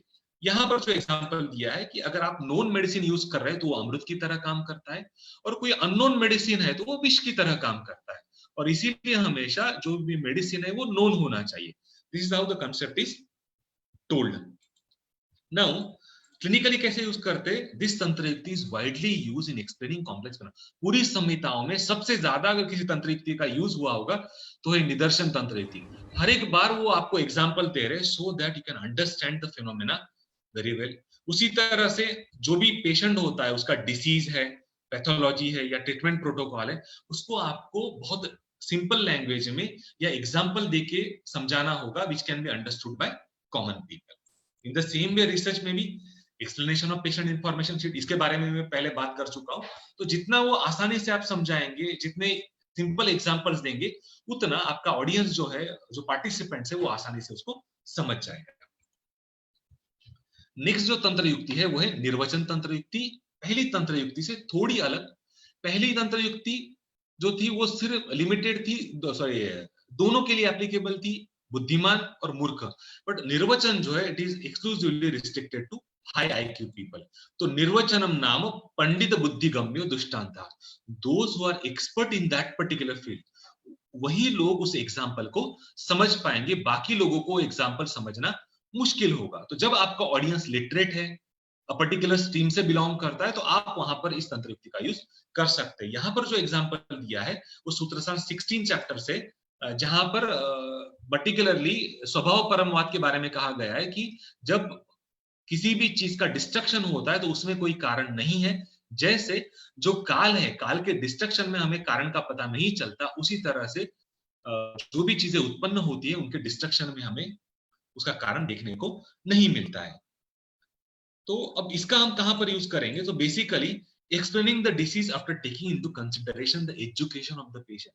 जब आप देखते हैं कि the person is scientific, researcher है, इंजीनियर है, टीचर है, या कॉर्पोरेट सेक्टर में काम कर रहा है, तो उसके हिसाब से आप थोड़े और उसको आसानी से समझ में आए उस तरह से और साइंटिफिक एग्जांपल्स दे सकते हैं to explain that particular disease. Research में पर्टिकुलरली तंत्र युक्ति की निर्वचन तंत्र युक्ति की जो दूसरी डेफिनेशन दी है सुश्रुत संहिता में, जहां पर डेफिनेशन के बारे में बताया कि निर्वचन तंत्र युक्ति मतलब किसी भी टेक्निकल टर्म की निरुक्ति को देना। तो all technical terms are to be defined for proper understanding of research.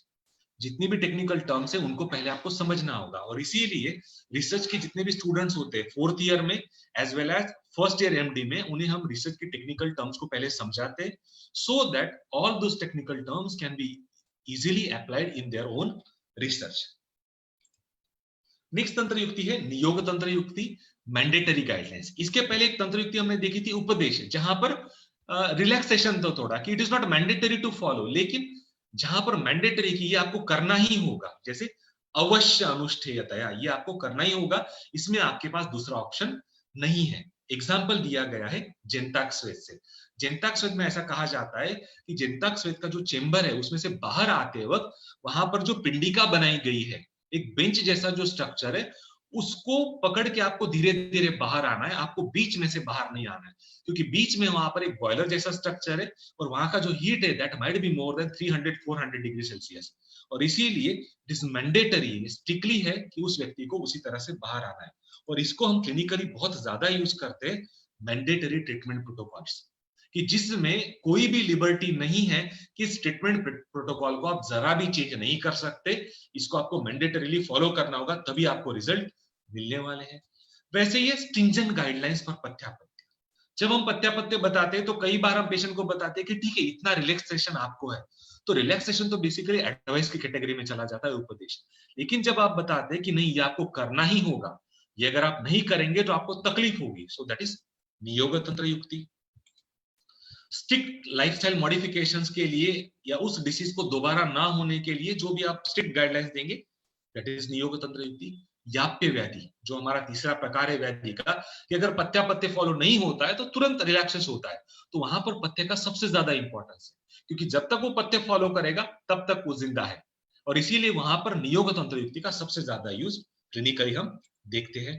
In research mandatory research protocols, कि जिसको आप बिल्कुल भी चेंज नहीं कर सकते, स्ट्रिक्टली आपको ये फॉलो करना ही होगा। इथिकल गाइडलाइंस, जो भी आपको इथिकल गाइडलाइंस दी जा रही है इथिकल कमेटी से, उसमें आपके पास ऑप्शन नहीं होता कि ठीक है मैं इसको रिजेक्ट कर दूंगा। वैसे ही डॉक्टरल रिसर्च कमेटी के सजेशंस मैंडेटरीली आपको फॉलो करने होंगे, क्योंकि जब आप नेक्स्ट आपका जो रिसर्च प्रोग्रेस रिपोर्ट सबमिट करने वाले, उसके पहले आपको दिखाना होगा कि you have followed all the guidelines which have been given in the previous research projects, तो वो हो गया नियोग तंत्र युक्ति। नेक्स्ट 33rd जो है वो है विकल्प, ऑप्शन प्रोवाइड करना। विकल्प पाक्षिक अभिधान, जितने ज्यादा ऑप्शन आप दे सकते हो, जैसे यहाँ पर प्रमेय के बारे में कहा गया है कि इसको आप सारोदक दे सकते हैं, विजय सार का जो है उससे सिद्ध जल दे सकते हैं, या कुछ सिद्ध जल आप वहां पर दे सकते हैं, तो वहां पर आप ऑप्शन प्रोवाइड कर रहे हैं, और यही हम प्रैक्टिस में करते हैं पेशेंट्स को बिटवीन शोधन एंड शमन चिकित्सा। पेशेंट को आपको एक्सप्लेन करना होगा कि we have got 2 options, either हम शोधन चिकित्सा के लिए जा सकते हैं या शमन चिकित्सा के लिए। उसी तरह से है इंटीग्रेटिव अप्रोच, जहां आप जिन हॉस्पिटल्स में मल्टीपल ट्रीटमेंट पैथीज, जैसे एलोपैथी, आयुर्वेद, होम्योपैथी, सिद्धा, वहां पर ऑप्शंस दिए जाते हैं कि पेशेंट हैज टू चूज कि कौन सा उनको treatment.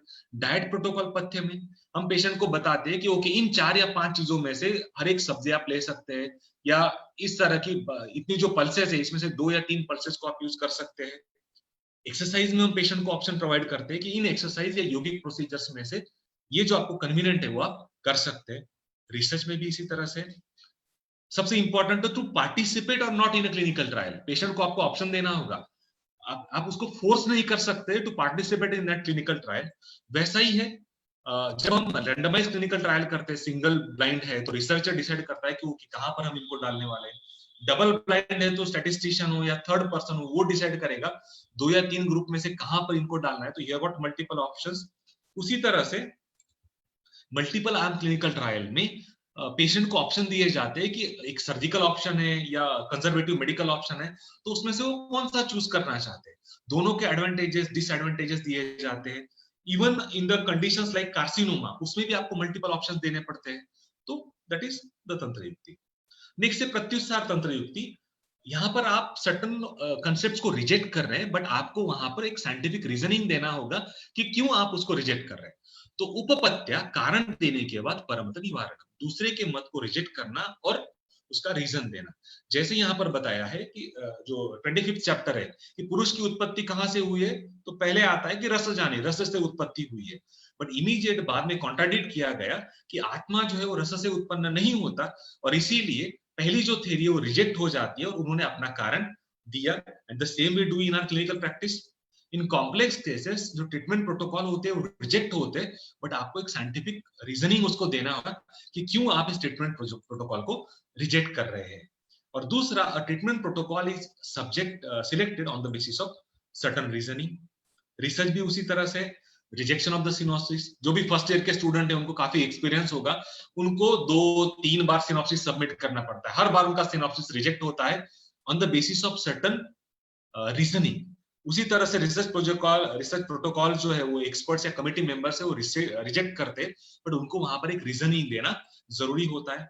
Rejection of the research articles, कई बार हम जब आर्टिकल भेजते हैं तो वहां से एक रिजेक्शन नोट आता है कि this article can not be publish in our research paper journal, क्योंकि या तो हमारा ये एरिया नहीं है। तो जो भी उनको लग रहा है on the basis of that they give you the scientific reasoning कि इस आर्टिकल को पोलाइटली हम रिजेक्ट करते हैं। सो बेसिकली पीयर रिव्यू जो प्रोसेस होता है उसमें हम यही करते हैं कि उस आर्टिकल में जो जो हमें लग रहा है कि जो करेक्शंस होने चाहिए वो हम देते हैं, एंड दैट इज प्रत्युत्तर तंत्र युक्ति। नेक्स्ट 35 नंबर की जो तंत्र युक्ति है वो है उद्धार। यहाँ पर रिजेक्शन ऑफ अदर्स ओपिनियन तो है, लेकिन साइमल्टेनियसली अपना जो व्यू है वो भी हम लोगों के सामने रख रहे हैं। इसीलिए डिबेट्स में इसका सबसे ज्यादा यूज होता है पर पक्ष दूषणम, दूसरे की गलतियां निकालना और बाद में अपने पक्ष को वहां पर प्रूव करना। जैसे ये जो कोटेशन है ये फिलोसॉफिकल एग्जांपल है, बेसिकली सूत्रसंहिता 25 चैप्टर में पुरुष उत्पत्ति के बारे में दिया गया है, जहां पर अलग अलग वाद वहां पर दिए गए हैं, और at the end of that chapter Atreya Punarvasu बताते कि जिन जिन भाव से उस व्यक्ति की उत्पत्ति होती है वही सभी भाव उस व्यक्ति के व्याधि के लिए भी रिस्पॉन्सिबल है। तो इसका हम यूज कहां पर करते हैं? क्लिनिकल बोर्ड डिबेट्स में। क्लिनिकल डिबेट बोर्ड्स में जब भी आप एक्सेप्टेंस और रिजेक्शन होने वाला है, आपको अपना व्यू रखने के लिए जगह है with scientific reasoning. So advising a particular pathy after discussion, कि उस व्यक्ति के लिए कौन सी पैथी अच्छी है वो आपको बताना होगा। सिलेक्शन है शोधन एंड शमन protocol with certain reasoning. Carcinoma में जैसे अभी बात कर रहा था कि मेडिकल, सर्जिकल, रेडिएशन, केमोथेरेपी, इन ऑप्शन में से ये पर्टिकुलर ऑप्शन ठीक है, and you have to provide the reasoning, then only it will be accepted. Without reasoning, nobody is going to accept your views or give a thorough thought about your particular views. उसी तरह से accepting the DRC and IEC remarks, उनके जो भी views होते हैं वो हम एक्सेप्ट कर रहे हैं, दैट इज उद्धार तंत्र युक्ति। डॉक्टरल रिसर्च में जो भी प्रोग्रेस रिपोर्ट सजेशंस होते हैं वो उनके अपने व्यूज होते हैं, जो हमारे व्यूज को उन्होंने कॉन्ट्राडिक्ट करके रखे होते हैं और उनको हम एक्सेप्ट करते हैं। उसी तरह से फंडिंग एजेंसी के सजेशंस, अगर मान लीजिए हम कोई रिसर्च प्रपोजल भेज रहे हैं तो research protocol should be in line with funding agency. तो फंडिंग एजेंसी कई बार हमें कुछ सजेशंस भेजती है कि आप उसमें मॉडिफाई करो, then only it will be accepted. So that is again can be placed in उद्धार तंत्र युक्ति। आखिरी जो तंत्र युक्ति है वो है संभव तंत्र युक्ति। संभव तंत्र युक्ति is basically the source of origin, किस चीज का कहां पर उत्पत्ति हो रहा है। तो ये संभव नाम यद यस्मिन उपपद्यते, जो चीज जहां पर उत्पन्न हो रही है, what is the original source of that particular thing. जैसे पिपलू, व्यंग, नीलिका, these are all cosmetic problems, कहां पर उत्पन्न होते हैं? मुखे। तो इसको हम कहां पर यूज करेंगे? जैसे सभी व्याधियों की जो उत्पत्ति है उसका मेन कारण कहा गया है हेतु, और दूसरा वो व्याधि जो है वो शरीर में कहां पर उत्पन्न हो रहा है, that is the original source of that particular disease. और इसीलिए चरक संहिता सूत्र चिकित्सा शास्त्र 30वें चैप्टर में जहां पर अनुक्त व्याधि के बारे में बताया गया है, या इवन सूत्रसान 18th चैप्टर जहां पर तस्मात् विकार प्रकृति अधिष्ठानांतराणि समुत्थान विशेषाश्च, तो वहां पर अधिष्ठान का जानना या समुत्थान विशेष का जानना, इन दोनों को जब तक आप नहीं जानेंगे तब तक आप जो न्यूली ओरिजिनेटेड डिसीज है ना उसको डायग्नोस कर पाएंगे ना ही उसको ट्रीट कर पाएंगे। जैसे कोविड है, आज न्यूली ओरिजिनेटेड डिसीज है, तो पहले तो आप उसको पॉजिटिव फैक्टर्स को जानिए और वो किस सिस्टम को हर्ट कर रहा है वो आप जानिए, तभी आप उसको ट्रीटमेंट प्रोटोकॉल दे सकते हैं। तो उत्पत्ति का जो सोर्स है वो बहुत ज्यादा इंपॉर्टेंट है, and that is nothing but संभव। रिसर्च में भी उसी तरह से होता है, रिलायबल एंड ऑथेंटिक सोर्सेस हमें कोट करने पड़ते हैं। We can not have haphazard quotations जिनका कोई ऑथेंटिसिटी नहीं है। और इसीलिए हम जो साइटेशंस लिखते हैं, साइटिंग इंडेक्सिंग जो हम करते हैं, वहां पर हम हमारा जो रिसर्च पेपर है उसको और ज्यादा ऑथेंटिक करने के लिए या उसको जस्टिफाई करने के लिए उसके जो ओरिजिनल सोर्सेस है उनको हम कोट करते, and that is also giving the credit to the original authors. तो that is basically the use of संभव तंत्र युक्ति in clinical as well as research practice.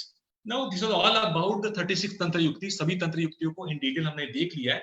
Now last 3-4 slides are there. जो इन 36 तंत्र युक्ति के अलावा जो भट्टा हरिचंद्र ने 4 तंत्र युक्तियां जोड़ दी, वो है परिप्रश्न, व्याकरण, विक्रांताभिधान और हेतु.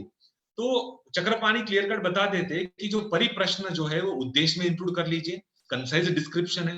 व्याकरण जो है वो व्याख्यान, मतलब किसी टॉपिक को ऑडियंस को और डिटेल में बताना. विक्रांताभिधान, it is nothing but giving the more details of that particular topic. और हेतु जो है वो it is nothing but the प्रमाणास, लाइक आप तो प्रत्यक्ष, अनुमान, ये जो भी प्रमाण है ये सभी आप हेतु जो तंत्र युक्ति है उससे समझ सकते हैं. So this is how we can understand the 40 तंत्र युक्तिस व्हिच आर डिस्क्राइब्ड और which are related in Ayurvedic text. So this is all about the presentation. Now what is the take home message? So basically तंत्र युक्ति का जो main purpose है वो application of the तंत्र. कहां पर आप इसको यूज करेंगे? क्लिनिकली हमने देख लिया, रिसर्च में आप इसका यूज करेंगे, बट इसके अलावा सबसे इंपॉर्टेंट है कि तंत्र युक्ति can always be applied to any science. किसी भी साइंस में आप इसका यूज हो सकता है. एनी प्रैक्टिकल साइंस तंत्र युक्ति कैन बी अप्लाइड. सिर्फ जरूरी है अंडरस्टैंडिंग ऑफ द तंत्र युक्ति, और बाद में it will help you to understand the samhitas. Certainly it helps us to give the hidden meanings, जो हमें समझ में नहीं आ रहा है उन कंसेप्ट को समझने के लिए हेल्प करती है. एंड मोस्ट इंपॉर्टेंट, जो हमारी संहिताएं हैं उनको प्रैक्टिस में ले जाने के लिए इन तंत्र युक्तियों का यूज होता है. और जो हमारा अल्टीमेट एम है to serve the mankind in a better way, it can not be served without proper understanding of तंत्र युक्ति.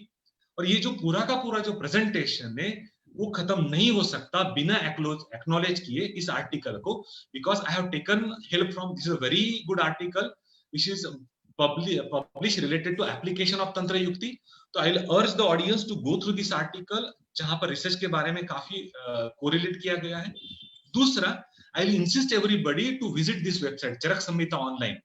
अगर आप जानते हैं कि डॉक्टर गोपाल वशिष्ठ सर जो यूएसए में है, उनका ये प्रोजेक्ट है जहां पर ऑल ओवर इंडिया के बहुत सारे जो रिसर्चर्स है, टीचर्स है, उन्होंने 120 चैप्टर की चरक संहिता है उसको रीराइट किया है, और उसका पूरा का पूरा विकी एडिशन आज इस यहाँ पर अवेलेबल है. तो पूरा का एक वहां पर तंत्र युक्ति पर बहुत अच्छा आर्टिकल है. तो those who are interested can visit. And at the end I need to acknowledge Babita ma'am as well as S Chauhan sir, क्योंकि इन्होंने ऐसा सोचा कि okay this person is capable of talking on this particular topic.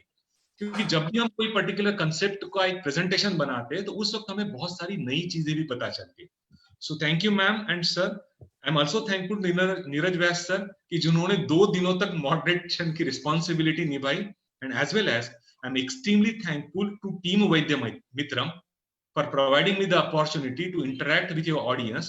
And certainly it is an excellent job that you are doing, and my well wishes are always with you. जो भी आप आगे और आपका जो सीनियर लेवल या junior level पर जो कंटिन्यू करने जा रहे हैं, तो my best wishes are always there. And at the end I would like to finish my presentation with a quotation of Professor Shri Krishna Khandal sir, जो NIA Jaipur में थे, अभी भी है सर, वहां पर प्रैक्टिस कर रहे. तो उन्होंने एक कंसेप्ट मुझे बताया था कि रितेश, आयुर्वेद की जितनी भी संहिताएं हैं उसमें जो भी बताया है वो सिर्फ नॉलेज है. उस नॉलेज को जब हम क्लिनिकली अप्लाई करेंगे तो वो विजडम होगा. So basically the journey of knowledge to wisdom is not possible without तंत्र युक्ति. So thank you very much. Thank you all. नमस्ते. नमस्कार रितेश सर, आपने बहुत अच्छी तरीके से और बड़े विस्तार के साथ में और बड़े धैर्य के साथ में तंत्र युक्ति जैसे क्लिष्ट विषय को इतने सरल शब्दों में प्रस्तुत किया हमारे लिए, हमारे साथियों के लिए. उसके लिए मैं हृदय से धन्यवाद देना चाहता हूँ. वाव एसोसिएशन भोपाल की ओर से, अर्पण आयुर्वेद की ओर से और सभी लिसनर्स की तरफ से आपका बहुत बहुत धन्यवाद. मैं समझता हूँ कि सभी लिसनर्स को जो अभी तक एक उत्कंठा थी, एक प्यास थी तंत्र युक्ति को समझने की, वो आज पूरी तरह से तृप्त हुए होंगे.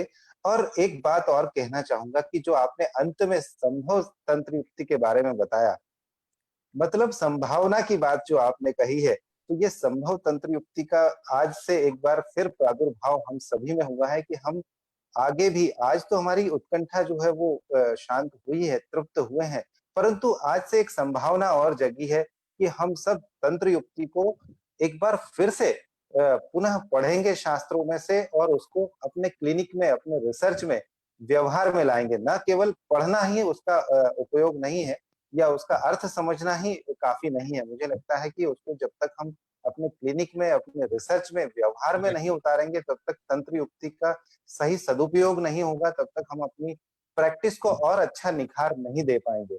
यदि मैं जितने भी जूनियर्स हैं, मेरे साथी हैं, उनको एक सजेशन कहना चाहूँगा कि बिना तंत्र युक्ति के मतलब बिना सॉफ्टवेयर के आप किसी भी फाइल को ओपन नहीं कर पाएँगे और अगर फाइल ओपन नहीं होगी, तो आप उसके कंटेंट्स को समझ नहीं पाएँगे। इसलिए एप्रोप्रिएट सॉफ्टवेयर यूज़ करना बहुत ज़रूरी है। तंत्र युक्ति वही सॉफ्टवेयर है जिससे हम आयुर्वेद शास्त्र के गूढ़ रहस्यों को समझ पाएँगे। मैं एक बार फिर से आपका हृदय से आभार मानता हूँ, धन्यवाद देता हूँ और अब चलते हैं डॉक्टर प्रतिभा पांडे के एक पास। बात सिर्फ ऐड करना चाहूंगा, एक्चुअली आज मुझे कुछ रिक्वेस्ट आई है कि the people are not able to download the particular presentations, या जो हमारा नहीं, नहीं, कल नहीं। 1.5 साल का था, नहीं, तो नहीं, नहीं, ये शायद डाउनलोड डाउनलोड कर सकते हैं। यूट्यूब पे नेक्स्ट डे या नाइट में लेट नाइट तक ये सारा यूट्यूब पर अपलोड कर दिया जाता है, जो हाँ, हमने यूट्यूब की लिंक दे रखी है, उस पर आप जाइए, जो भी ऑडियंस है और वहाँ नेक्स्ट डे उनको यूट्यूब पर सारी की सारी प्रेज़ेंटेशन पूरा का पूरा लेक्चर सुनने को भी मिलेगा और लेकिन यूट्यूब वो से भी जो है ना, मिलेगा। वो ऑनलाइन आप देख सकते हो, लेकिन शायद वहां पर डाउनलोड करने का ऑप्शन नहीं है। दैट नीड्स टू बी नहीं, activated you by the administrator. जी सर, मैं उनके उस ग्रुप की जो क्रिएटर हैं डॉक्टर रोशनी वर्मा, उनसे रिक्वेस्ट करूंगी कि वो हाँ, उसको डाउनलोड भी कर सकें। जी, डाउनलोडेबल बिल्कुल, बना दें बिल्कुल। उसको, मतलब है ना? जी, ऑफलाइन लोग आप उसको यूज कर सकते हैं, जी, जी, बिल्कुल, जो भी जी। बिल्कुल, प्रेजेंटेशंस समझ होंगी। गई। जी जी, सर, जी, जी। यस तो वो प्लीज। आगे भी काम आएगा। यस। बिल्कुल। जी, बिल्कुल। अ, अगला जो सेशन है मेरे ख्याल से प्रश्नोत्तरी के संबंध में है। डॉक्टर